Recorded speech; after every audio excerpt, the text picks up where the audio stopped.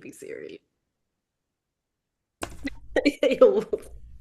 Today is a very unserious. Good morning. I don't want to prolong the time as people are joining in. I mean, I think they'll kind of be able to kind of jump in the call and make it make sense. For them, we did quite a bit of, level setting in our newsletters and letting people know what today's call will be about. And so hopefully nobody will feel like, this conversation is coming left field. But Kelly, I know you wanted to share your screen. I didn't know how soon in the conversation you need to do that. But we have the amazing Kelly Wahlberg joining us today for just kind of an open dialogue conversation about Press Forward. I also dropped a little bit of information about Press Forward in the chat. If you joined, I know if you joined later, sometimes it doesn't show you what, populated in the chat before. But just kind of long story short, starting May 1st through May 31st, Press Forward is inviting residents across the 40 counties to complete a survey in partnership with the Sycamore Institute, which is an independent, nonpartisan public policy research center for Tennessee. And the survey is available in English, Spanish, Kurdish, don't want to mispronounce that, but it is available in I think five languages. So It's four, and two of them are Kurdish dialects, so Sorani and Kermanji. got it. Mhm. Thank you for clarifying. So please feel free. I'll redrop that link in the chat. And as the conversation is going and where you learn about the survey, please feel free to share it with your communities. And of course, we'll talk more about it, as the conversation moves forward. But Kelly, thank you for joining us today. How are you? I'm wonderful. Thank you for having me. And thank you for everybody who came. I see Ashley Garth is here. We've got to work together. Hope you're well, Ashley. And I look forward to learning more about y'all too. So, Kelly, we, as in the village, we got the information about Press Forward pretty early on. And even for us, we, had to hop on a call with you. And thank you for being able to hop on a call and just kind of tell us in layman terms, like what Press Forward is. And so, do you mind just kind of doing that really quickly for the people that we have on the call? Sure, I would love to. Um, so brief, like super brief history of how it even was presented to me as a VP of Marketing Communications at the Community Foundation is I had a call from a woman in Mississippi that was trying to understand how Nashville felt about the intersection of philanthropy and local news.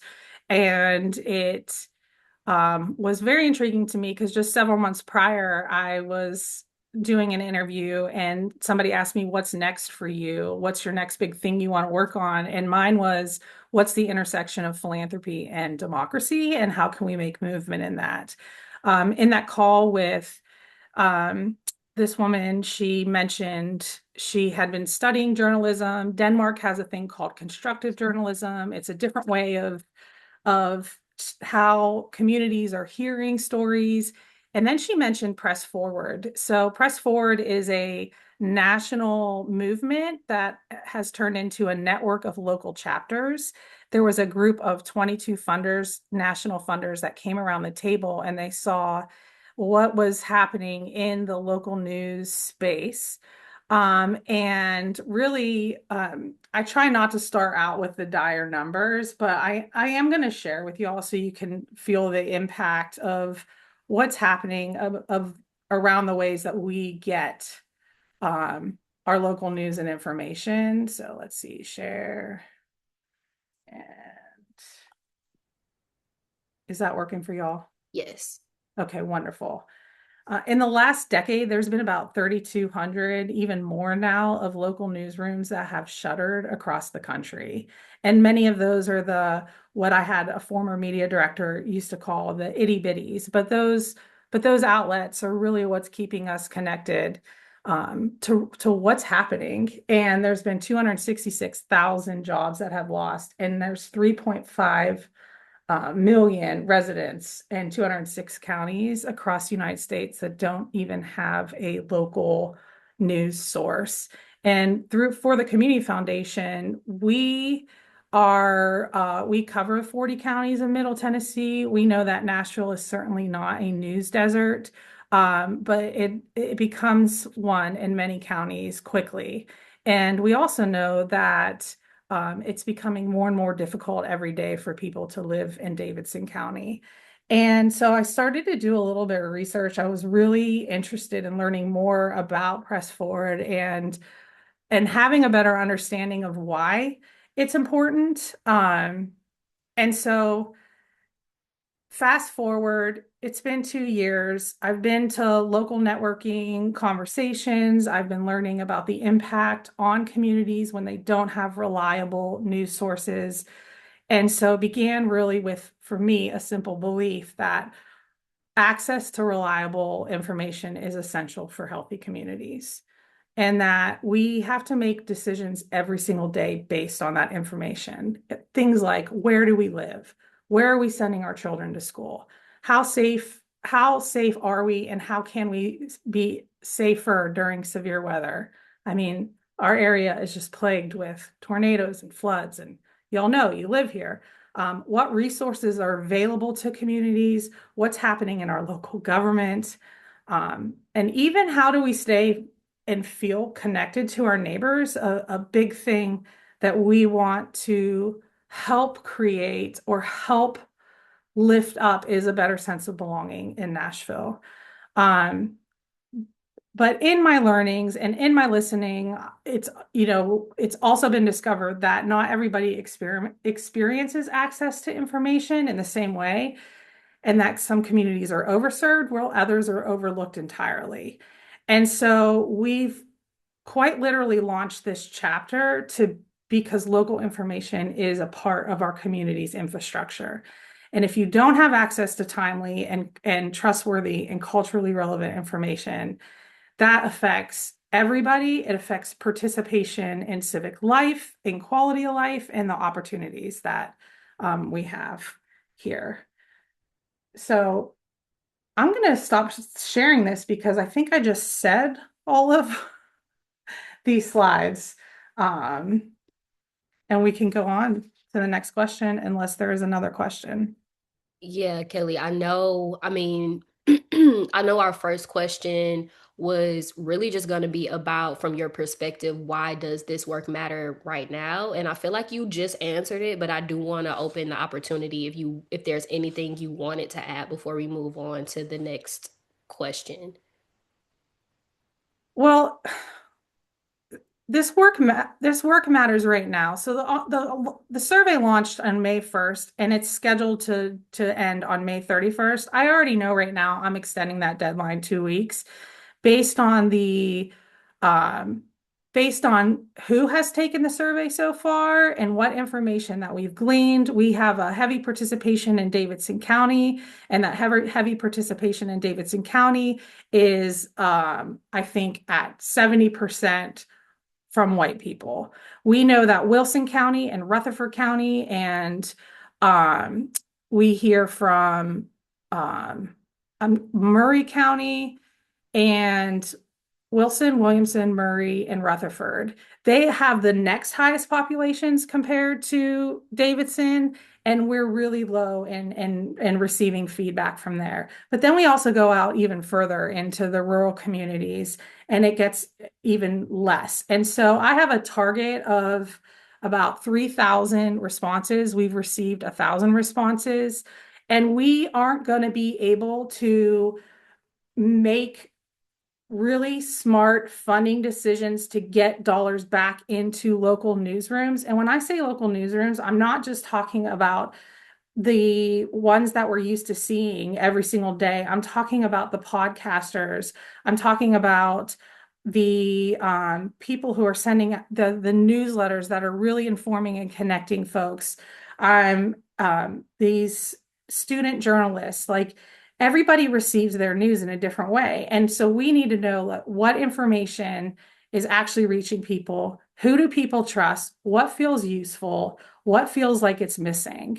And we started this process last year, and we've hosted a couple focus groups to be able to get some qualitative feedback. And we have more focus groups that we'd like to do after the survey ends. But we sat down with folks with the 37208 fund, and they pulled a group of people together. We sat down with Conexión and we pulled a group of people together from our Spanish speaking community. And what we have seen is that there is access, but a lot of times the information being received is not from our locally owned news sources and information providers.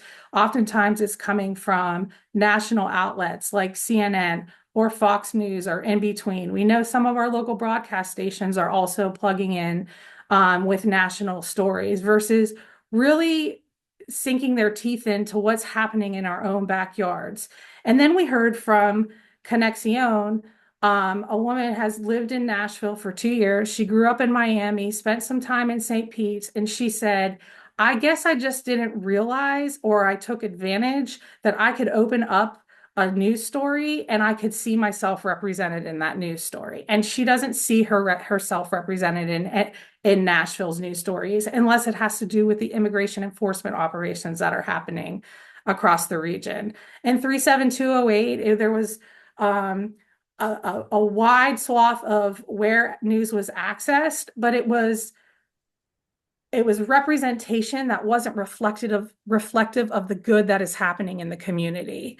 It was always a story that did not bring joy to their hearts, and they're like, well, what about this that's happening there, and what about that's happening here, and why aren't people telling those stories? Why does it have to be stories about something that happened that's crime related, and so on and so forth? And so for us to be able to have these conversations and have folks complete this survey, we will have a better understanding of what we can share with the local newsmakers, what kind of stories are missing, what people want to be seeing to feel connected, because there's a lack of trust that has been built day after day after day, whether it's through social media, whether it's through the clickbait headlines.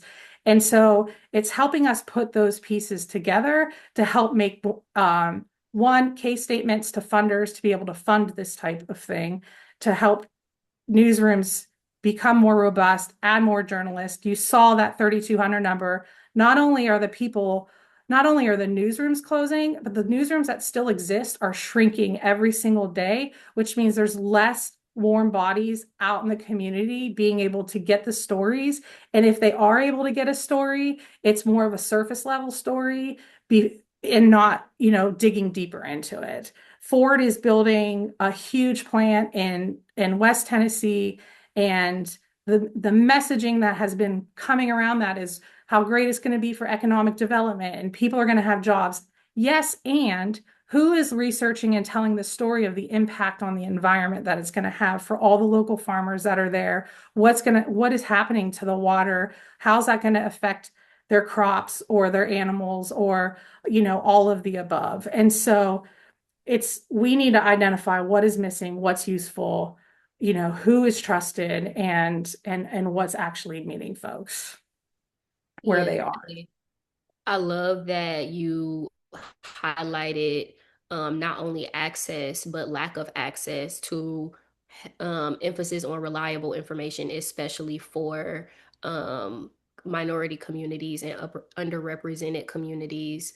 I remember when we got on the call, our initial call to talk a little bit more about Press Forward, and I told you that I am in a place where anytime I hear the word news, I think that my nervous system does something. I think my brain shuts down in a way that looks a lot different than I'm sure it did for my parents and my grandparents. I'm not coming home from work and turning on the news in the same way that, my parents may have, but I get my news, from social media. I'm scrolling on Instagram, I'm scrolling on TikTok, I'm scrolling on Facebook. But at that point, I am now my exposure to all of this information is heightened in a way that also my parents, weren't exposed to as early on as I am, and so that also puts me and everybody now is in a position as an individual and even as an organization, of having to kind of fact check what news we're exposed to, how to digest what news we feel like is reliable. And it really is starting to become harder, intentionally harder and harder, to separate what's real from what's not real, what's Yes. accurate from what's not accurate. And even being a minority, we are pushed inaccurate headlines and media at an even higher rate. And so thank you for highlighting not only like how important it is to have access to news, but how important it is to have access to reliable news, and reliable news that I see myself reflected through. I wanted to talk a little bit more about um, just like how we have access to, and how many Black and Brown communities have historically had to rely on, trusted relationships, whether it be churches, barbershops, nonprofits, neighborhood leaders, even word of mouth to stay informed. Why do you feel like it is important that this survey recognizes and values those information networks too? Maybe not the traditional, mainstream news channels, but also the news channels in the way we get news that is a lot more interpersonal. Sure. I appreciate that question so much because if we can go back to 3 years ago when I had the honor of being a seat at the table, it's kind of when you and I first met, of the strategy planning as we transitioned the village from the city to in CNE to the community foundation. We had a lot of those conversations around why the village's work was so important. And if you and we know it's because you're already trusted in the communities you're serving. You are already, and I'm going to tie this to disaster too. In 2020, I was here at the Community Foundation when the tornado came and ripped through North and East and Donaldson and Hermitage. And there was a lot of scrambling, I would say, from the nonprofits that were serving communities because we hadn't had to respond to a disaster of that magnitude in so long.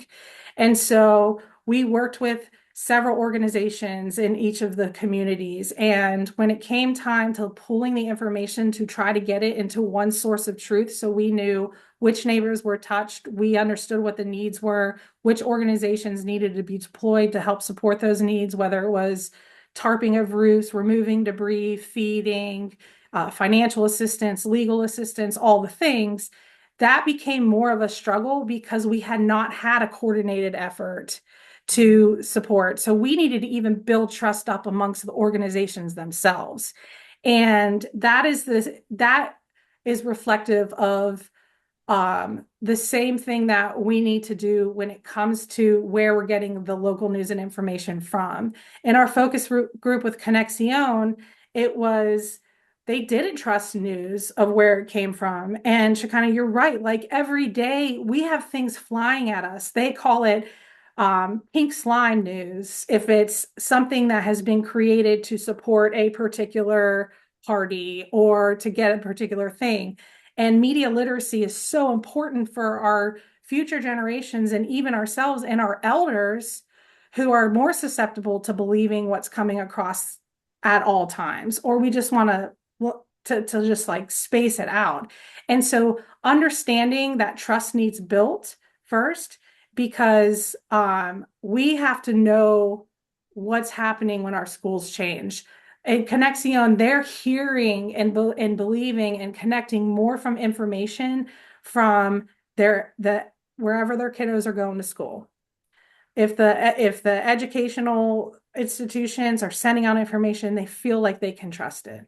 Or the organizations that they're working with, the nonprofits like y'all showing up in spaces. If that information is being shared through that trust that has been deeply embedded, then they're more likely to pay attention to it, to try to figure out how does this affect my life? What can I do? And when we're better connected to our communities and the information and the access to support systems that are out there, people are more willing to be civically engaged, right? You don't want to shut yourself off. You want to be that instead of feeling beat up and like our voices are never heard, you're more likely to use your voice and come together and be heard and try to make significant change when others, it feels like, are out to harm us. Yeah, thank you for naming that. I know we talk a lot about, trust not only in like our media, but just rebuilding trust in our communities. And I think every time, to your point, we see a natural disaster happen, I think it I think it restores hope. In one way, we see, communities and people, rush to the forefront and want to help and want to support. But we also, it feels like every time a natural disaster happens, we also see a new layer of mistrust in our community that needs to be repaired in a way that we don't really know where to start from. And I actually think rebuilding trust around how we share news and information is a really good starting point for that. And I think that this survey is a great starting point for being that bridge that can kind of start to repair those, instances where trust isn't all the way there. I Sure. know you also said that one of the goals of this survey is to hear from people whose experiences are often missing from research, from not only research pieces but decision making as well. Why do you feel like representation in this survey specifically is so important, especially for communities that have been historically underlooked, underheard, and overlooked? At the, I mean, at the end of the day, we all make up community, every single one of us. And it is one of the driving factors of why press forward at the national level and also the local chapters that are popping up. There's 44 of us now across the country. It's the reason that this network of folks exist. We're not just here to try to save newsrooms. We know exactly what the newsrooms, the information that's being provided, how that affects us as a community.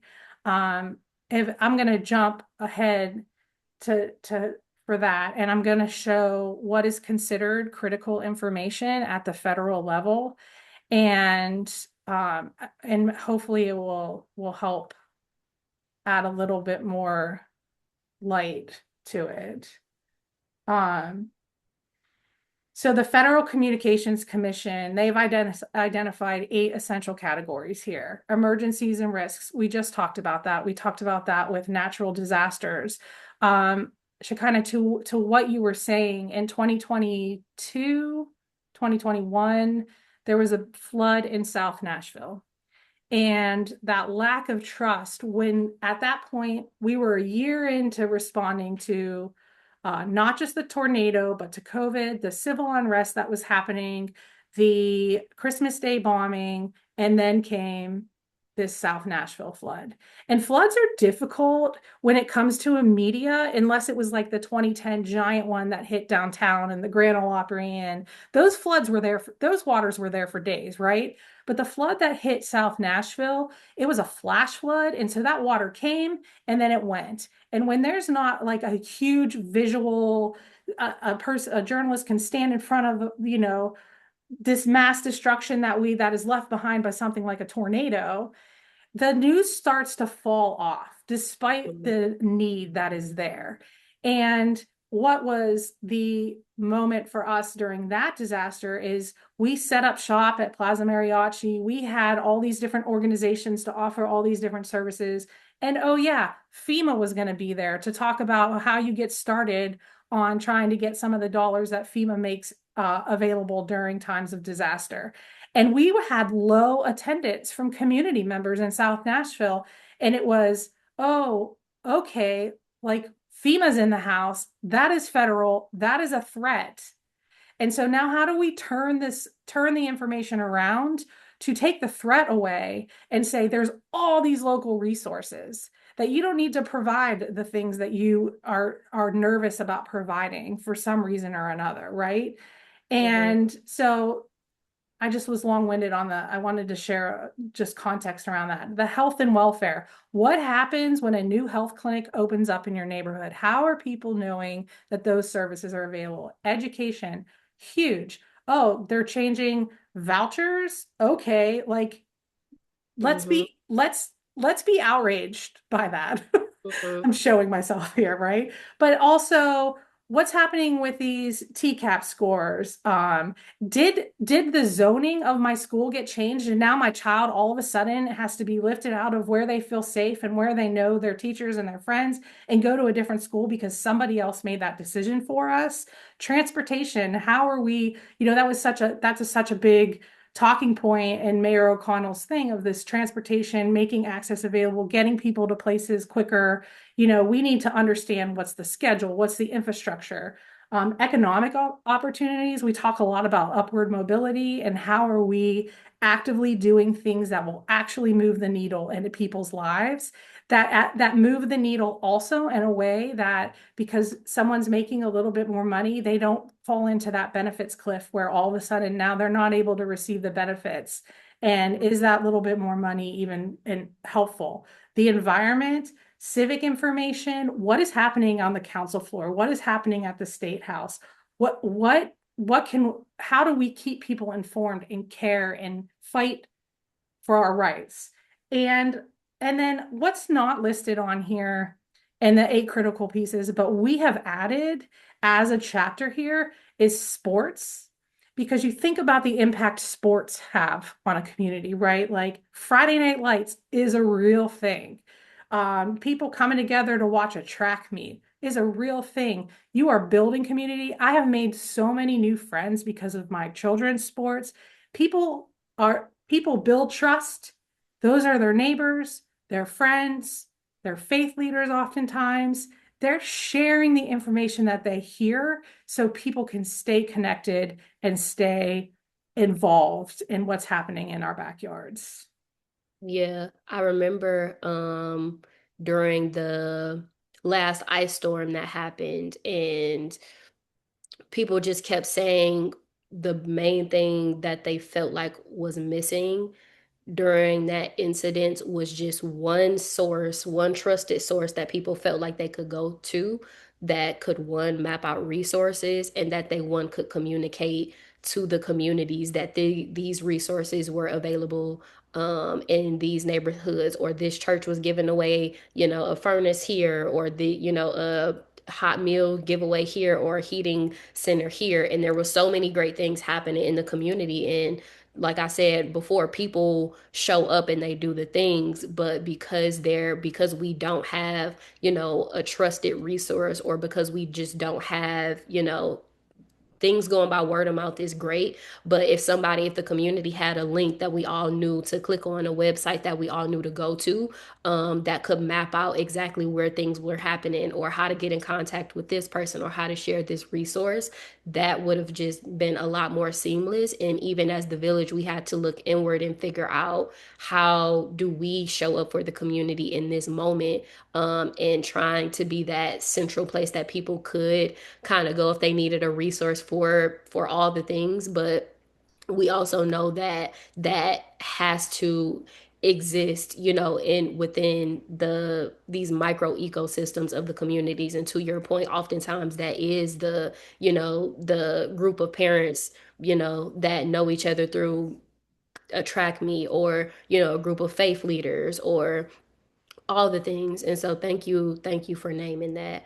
Mhm. We talked a little bit about, how our communities, the importance of our communities having access to reliable sources of news. We also just kind of hit on a little bit about why the village exists. And, we know that we exist because Black leaders and organizations often have to navigate resource gaps and systemic barriers. How does access to quality information connect to broader issues like equity, advocacy, community power, and opportunity? Yeah, I mean, absolutely. It's being informed. I mean, quite frankly. And Yeah. there's the people are that do not have the lived experiences, do not have information that arrives in traditional ways. Oftentimes it's not presented in a way that's respectful of community or included voice wise. and there's a lack of representation. And so we need to, can you reframe, can not reframe that question, but tell me that question because I was getting a little bit fired up inside. Yeah, no, for sure. How would you say access to quality information connect to broader issues? For example, like an issue around advocacy, an issue around community power. Um, what would you say? How important is access to news? Like, how do you Mhm. see that being a domino effect when we talk about things like community power and advocacy and these broader people, issues that people would say are broader issues. We need the megaphone effect to happen, and we need it to start somewhere. And whether it Yeah. starts from the individual organizer or it starts with the newsroom, the individual organizers working with the newsmakers and the um, student journalists or the independent journalists, if it's going in that direction or the opposite direction, that ripple effect needs to take place in order to bring more people around and create the awareness around and to stand up for what the rights are and to advocate for. And we can't do that. That's the one thing that is a beautiful opportunity in supporting newsrooms. So Ashley Curry from Urbanite, she sits on my steering committee. This is a newsletter that I have been receiving for 10 years. And I am connected to information that is happening in our communities, and specifically our Black communities that I don't get anywhere else. And a lot of times it is stories of success and something being built and something that is making us better as a community. And so it was imperative that I had her in this space to be able to recognize that. Nashville No to See Us is another member of our steering committee. And how do we know something the survey that's going to help tell us is how many people are actually receiving that critical information that they need to know to be able to do those things that you named, that are getting it in their own native language? Or is Mhm. it something that is, oh, I don't understand English, I'm not going to read that, or the English is being translated, but is not culturally relevant in the way that it's being translated. And so things can get crisscrossed and moved around in ways that are not helpful for us to continue to make it a better place to call home. Yeah, and I love that you gave examples of that. I know that even for me, as I am not from Nashville and being exposed to the culture of Nashville, I recognized extremely early on, and thank you for giving those examples of like how important it is to be signed up for the Urbanites newsletters, and like local businesses newsletters, and just to diversify the type of news that I was receiving in the communities. Because to your point, if I'm relying on social media and the, mainstream news, I am going to always be exposed to the negative things that are happening in the community, but I'm not going to know about, the positive things that are happening in the community to be able to disrupt the harmful narratives that are always being pushed out. And so I appreciate you giving that example. Sure. The No, oh, I was sorry. just going to say the other example is we especially know from the last election results that a lot of Mhm. people are influenced when they're listening to Yeah. podcasts. And there's a gentleman, his name's Braden Gall, and he is 440 Media, and the bulk of the work that he's producing is in the sports arena because of the examples that I shared with you earlier. And also, he has a podcast called Pod Bless Nashville, and it is Mhm. talking. They are bringing other local newsmakers on to have conversations about what is happening that are going to impact policy and different laws and things that are being put into place and really create a conversation that is balanced in a way, but for you to make your own decisions. It's not trying to influence you one way or other. It's to make Mhm. those decisions. And then also on our steering committee is Jerome Moore. We, as a community foundation, are a sponsor of a slice of a community, and every single month he is bringing people up and televising it. And, and it's connecting. This past one that he just did was connecting to the comedy scene that is available to us. And why do Yeah. I feel like that's important to know what's happening? Because people need to laugh. It's heavy. Things are heavy. We need to, I mean, the best part, I mean, getting on this call with you earlier and just being able to start laughing together and feeling joy in our hearts, those are the types of things that are integral. So I don't want to just create this information highway and supportive information highway. It is hugely important to hear the issues that are facing our communities every single day, but it is also important to celebrate and find joy, and so we can feel a sense of relief at the end of the day when we're just being hit left and Yeah. right with decisions that are being made that are quite frankly not in our favor. Yeah, I appreciate you saying that because oftentimes, especially when we hear survey or when we hear news, somebody's response can feel, like I said, you just don't feel, you feel quite detached from even news in the way you receive news. I know Mm-hmm. I even struggle with that. It's like, it's hard for me to have moments where I'm slowing down and remembering why it is important for me to consider what kind of news that I'm getting. I oftentimes don't have moments where I'm realizing how important it is until I see something positive that is happening in the city that I would have loved to attend or share as a resource. And I'm like, why didn't I know about that? Or where can I find out about the next one? And I'm scrambling looking for a link for the next one or a calendar or something. And we don't realize again how important it is until we have moments where we miss something that was needed in a positive way. And we're like, how am I supposed to find out about that? And so I appreciate you saying that. And even around this idea of like surveys, like our community is, we often say like people are surveyed out, and I'm not saying that to say that that's not true, but a lot of times we exist on the outcome of a thing, and we're like, whose idea was that? Nobody came to me and asked me like, when did this, when did this happen, and Right. why does this thing exist now, and who did y'all talk to about this, who did y'all ask about this? And so what would you say to someone who thinks, a survey won't change anything, especially because historically for Black and brown communities we have been our voice has been intentionally left out of so many things? And so what would you say to someone who has the sentiment of like, a I'm trying to see survey if that's won't, change okay. anything, or why does my participation matter if in I'm can you trying to guys hear me? I know. can everybody, yeah, I was trying to decide if it was my internet or your internet before I answered. I'm ready for No, I this think it answer. was I'm ready mine. for it.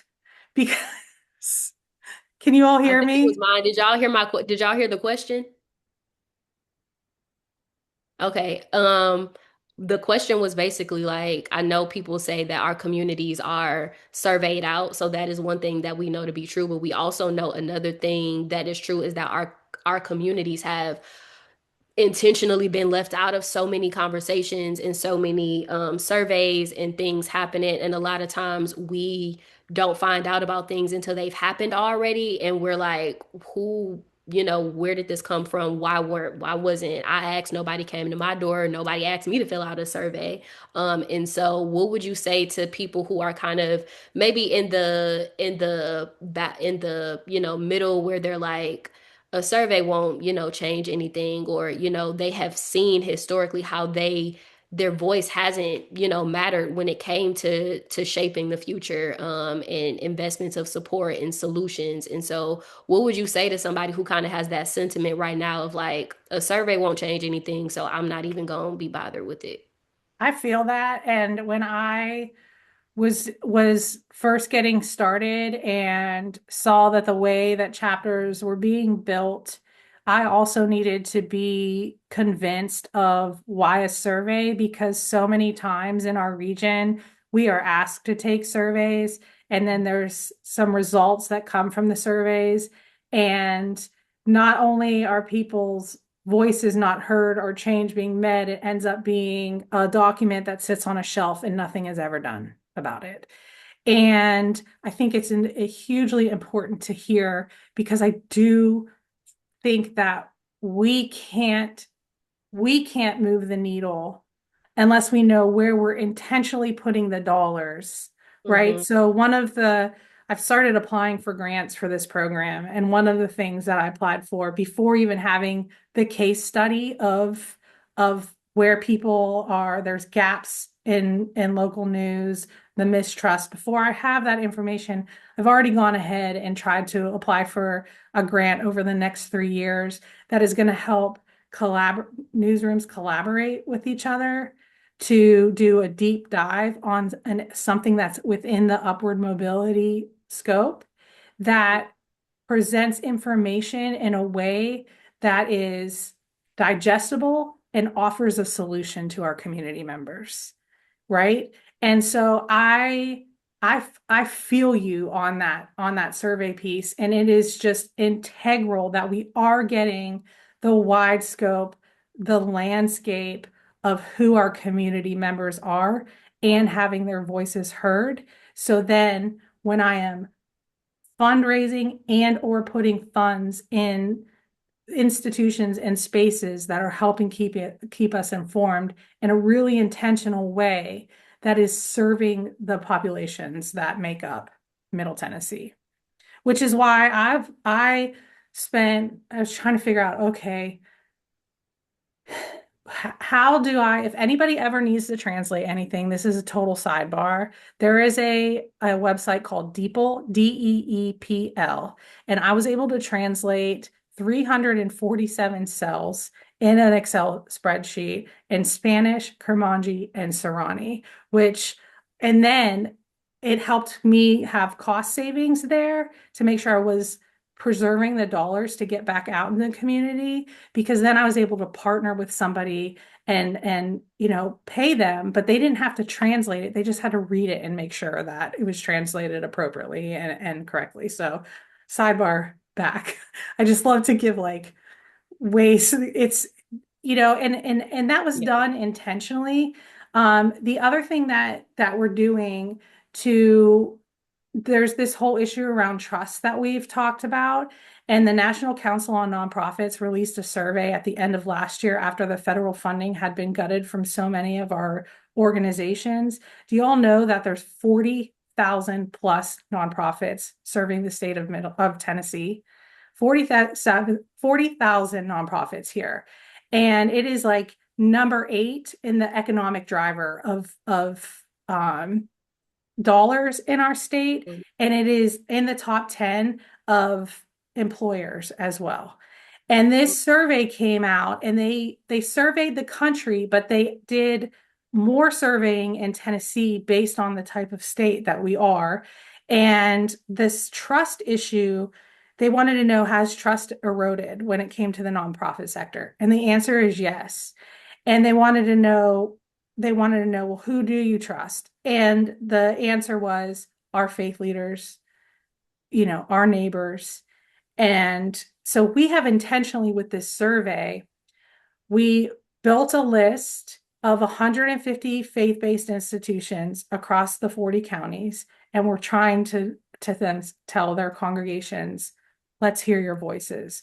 We have built a list of libraries across the region to try to get into those spaces, because the other reality is we can't just depend on people clicking everybody if we're wanting to hear from so many different types of people and the access that they have.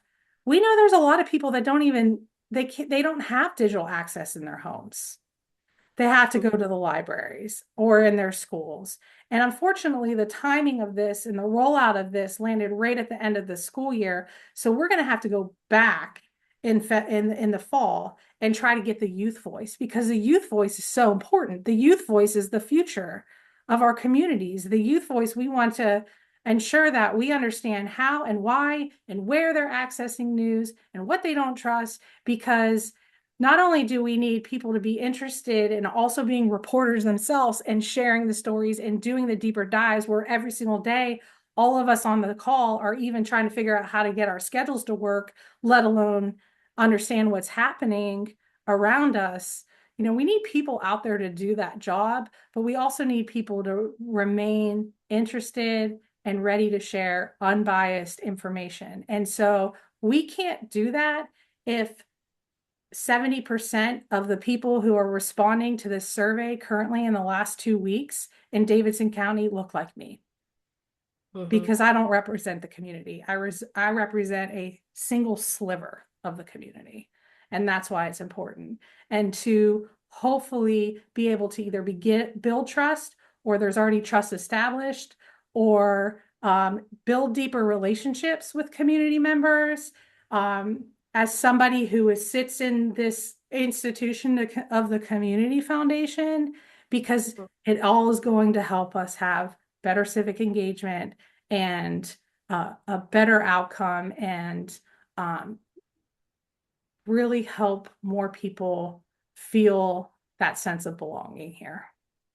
Yeah, Kelly, I love that you said that because one thing that's really resonating to me is, to your point, if the majority of the people that have completed this survey already represent such a small piece of the pie, and then the other, parts of the population historically don't have a good relationship to news and is already so burnt out in terms of how we have been digesting news, and that is not fixed at this point, it's going to continue to get worse. And I think about, if I don't find a solution now to my relationship and the way I respond to news, it is, and if like I said, if there is not a solution that is found now, in the next 20, 30 years, my relationship to news and media is going to only continue to snowball and get worse, especially because we know that, platforms like social media is not slowing down in the way that it is going to continue to push out news and push Right. out headlines and push out information.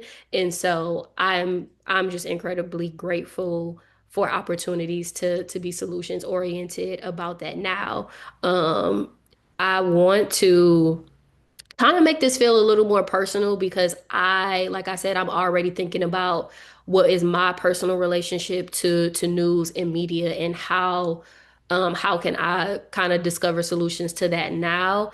If a Shekinah or a Keisha or a Kami were to complete this survey today and even encourage, their friends and their families, we were talking about how important trust is.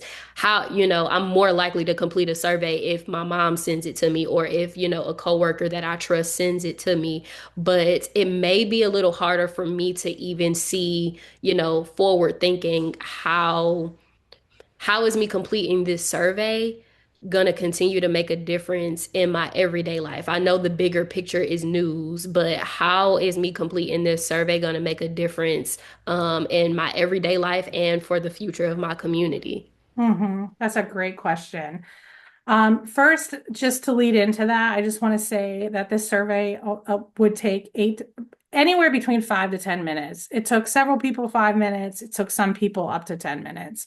Some feedback that we received on it is there's a couple questions that feel like they're repetitive, but they're asking about national, regional, and local. And so before we run out of time, because I know we're coming up on time, I wanted to make sure I address that. And to respond to how it's going to affect you personally, I have already seen the work of these two focus groups that I mentioned earlier in the call with 37208 Fund and the Conexion focus group.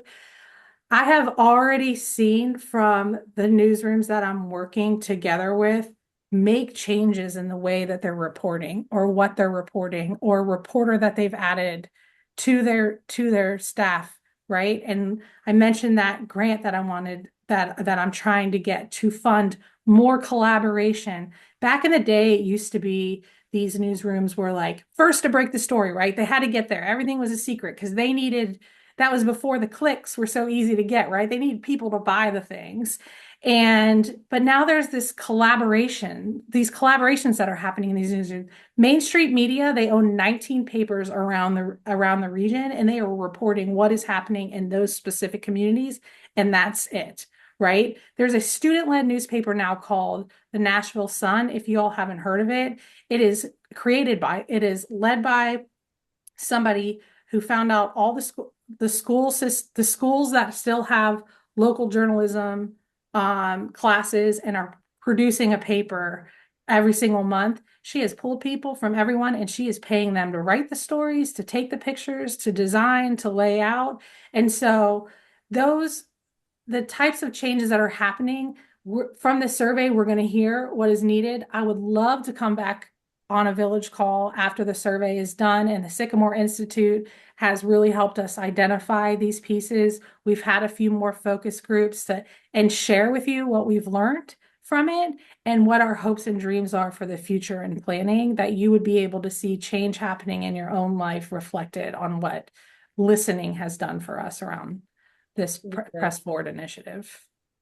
Yeah, I see a question come up in the chat, and I know we are winding down on time. And Miss Karen, feel free to come off mute if you're in a position to do so. But Miss Karen dropped a question in the chat that said, "What type of state is Tennessee that you referenced?" I believe she's talking about the last slide that you shared, where you were talking. I think you had brought up some like fact checks and some numbers. But Miss Karen, please feel free to come off mute and clarify if I'm not. Sure, Um, Kelly. Sure, yeah, Kelly. It's Karen Coffee. And you had just mentioned that it was important about the survey and the survey that was taken because of the type of state Tennessee is. Do you recall that? I do. How are you, Karen? It's great to hear from I'm you. doing good. I'm doing good. So I'm kind of curious when you say that, uh, what were the parameters that they were looking for because of the type of state Tennessee is? Because Can you Tennessee, elaborate on that's a, that? yeah, sure. And I'm sorry I was interrupting. So Tennessee is super majority, as we all know. And so a lot of the information or people who are putting information back out in front of us as readers and consumers of media can oftentimes be slanted to be able to support decision making that is happening that is not helpful for all Tennesseans. It is helpful for a certain type of Tennessean. And so that's what I meant in the type of state Tennessee is that they knew that there's some states that are a little bit decisions are being made that are a little more balanced, but because we are a super majority, they wanted to oversample Tennessee to really get a grasp and understanding of what's happening in the nonprofit sector and what are people's perception of that sector.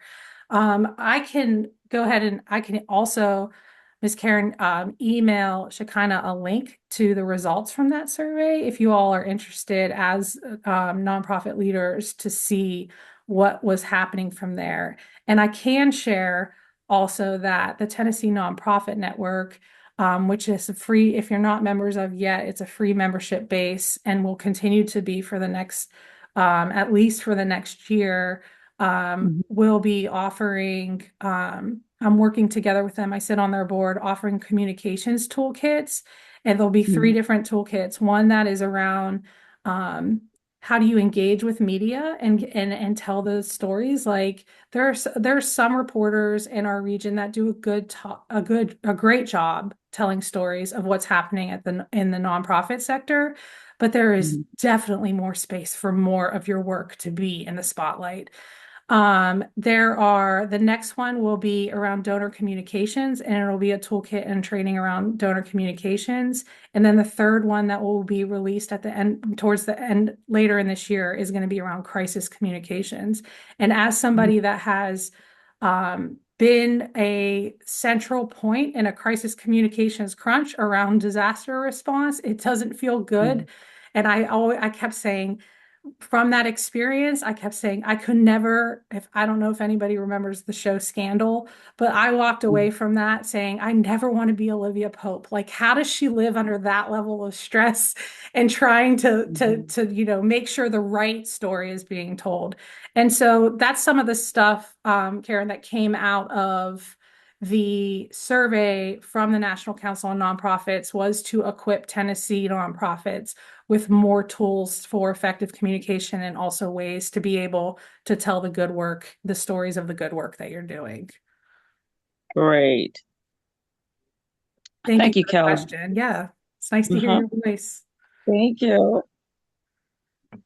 I want to pause because I have been asking all of the questions. Does anybody else have a question that they would like to come off mute and ask, or feel free to drop it in the chat if you aren't in a space to come off mute, and we'll make sure that we get that answered. But I do want to pause for any questions that y'all might have for Kelly.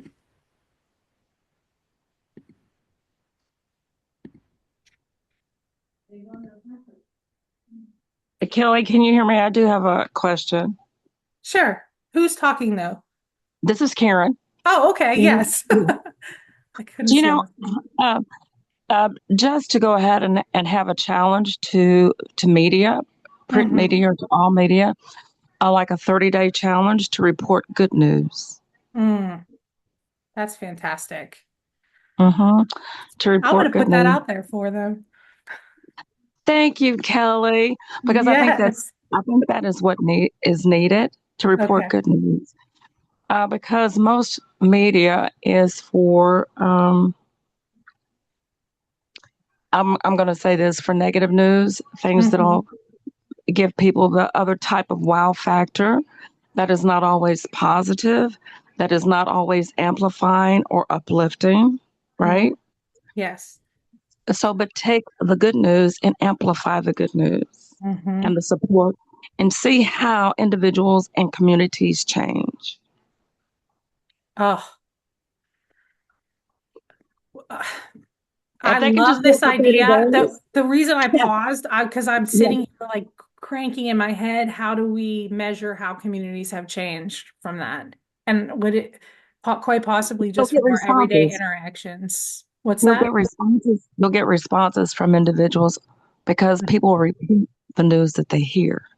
So if Hmm. you can do it for 30 days, you've automatically changed your way of thinking. Yep. Just like changing habits. 29 days. Exactly. Right. Exactly. So when What you I would take go the ahead. limitations off your mind, when you take limitations off your mind, you change your thinking. That's right. I'm going to take this idea and I'm going to bring it to, I actually have a local chapters meeting later today, and I'm going to bring it to the network and see if we could come up with a really robust way. And honestly, this is a great local and regional idea, but also can we be doing this in the other 43 chapters that are supporting this work as well? Absolutely. It will catch on like wildfire because the Absolutely. challenge is you're going to have to find something good. You can't say anything negative.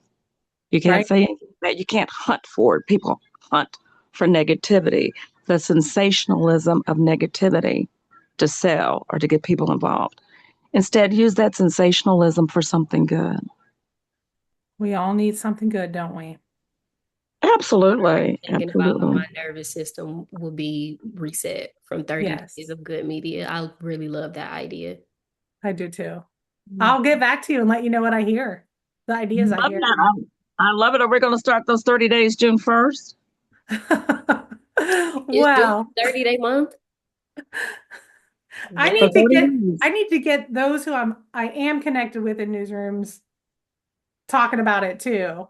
I don't know if June 1st, unless we are all challenging ourselves to sharing the good news, but somebody needs to be publishing the good news, right? Can we That's go for it. July 1st? Can we extend the Like, give challenge me a month. deadline, Karen? Absolutely. Absolutely. And after 30 days, you automatically change somebody's habit. It's right After on. 30 days, you've automatically changed somebody's habit. That's right. I love that. Me too. Thank Mhm. you. Reverend You're Vanita, I know welcome. you and Miss Karen came off mute at the same time. Were you about to say something? Oh, I know. Okay. Okay. I just No, wanted I'm to make not. sure. Thank you. Thank Okay. you for joining us today. Oh, I'll be in the space now every Wednesday. I got my schedules changed about something, so I'm glad to be back.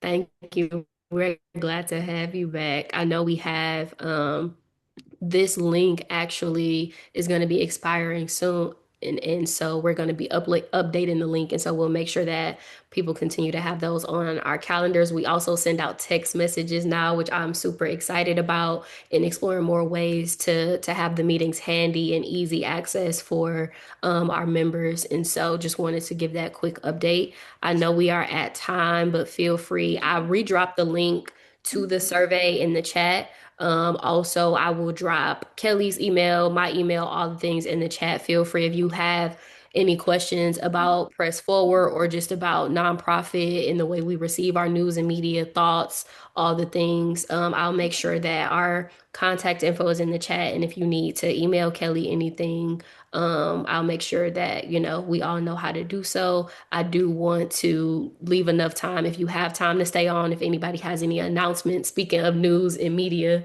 any things that are happening in the community that y'all would like to share with us that can still stay on the call, please feel free to drop things in the chat or come off mute and do so. But if not, I do want to honor those who have joined in the honor of the time that y'all have given us, and thank y'all and wish y'all a great rest of the day. If you can stay on, please feel free to do so. Thank you, Shekinah. If I can make one more announcement, if Yes, of anybody course. does want to be a partner in helping share this, I have an entire toolkit created that has suggested language, graphics, It's my life. logos, and also we would love to put your logo on our partner page on the Press Forward website for helping us do so. Shekinah, thank you so much for having me, and thank you everybody for helping, listening and hearing my passion behind it. And I look forward to hopefully working together in the very near future. I am going to jet because I had a call 10 minutes ago that I just remembered about. Hey, Thank you Miss for Kelly. joining us. Thank you. Thank Can't wait you. to hear all about the results. Thank I'm you. sorry, Shekinah. Before Miss Kelly leaves, I just wanted to say that we do have a bigger community that speaks Swahili. And if that's a language that we can consider putting in the survey, then I can partner with you to be able to disseminate these out. Okay, wonderful. Let me look into seeing how I can get that translated, and I will to keep the workload light, and I will definitely be in touch, Esther. It's great to see you and hear your voice. Thank you. Okay. Thanks, y'all. Have a good day. Billy. Thank you, Shekinah. Bye. Bye. I'll stay on. I see things being dropped in the chat. Again, thank y'all for being able to join us. My apologies for us going overtime, but for those who can stay on, I'll be on. For those who need to jump, thank you again for being able to join us today. But if anybody needs to come off mute, feel free to do so. Yeah, sorry I'm driving, but this is Kami with Black Lemonade. I'm also a member of the National Coalition of Black Women, and so we are having our, I believe it's either the 24th annual Sister for Sister conference. So if any women are interested in joining, I've put the link in the chat. It's the Zephy link. Amazing speakers. They've had an amazing turnout every single year. We'll be giving away some scholarships, and please feel free to use my discount code when purchasing your ticket. Thank you for joining us today, Kami. Thank you for sharing that resource and that discount code as well. I see it in the chat. Did anybody else need to come off mute? Hey, Shekinah, it's Esther again. I put it in the chat. I have 2 flyers in there for our annual now. The last year was our inaugural health fair, and we are coming back this year again. It was just a success last year. And we're coming back again. We're going to be at Southeast Nashville this year at the community center in the library there. We are looking for partnership, collaboration, and vendors to add from our last year. So I do have flyer for vendors there, and the link I have, my email is there, and the phone number is there for whoever needs to reach out and ask for more questions about that. Got it. Thank you, Ms. Esther. I do see that in the chat. I'll make sure we're capturing all of the things and sharing them via social media and our Facebook chat. And Ms. Esther, it's so good to hear your voice on today. So thank you for joining us. Thank you.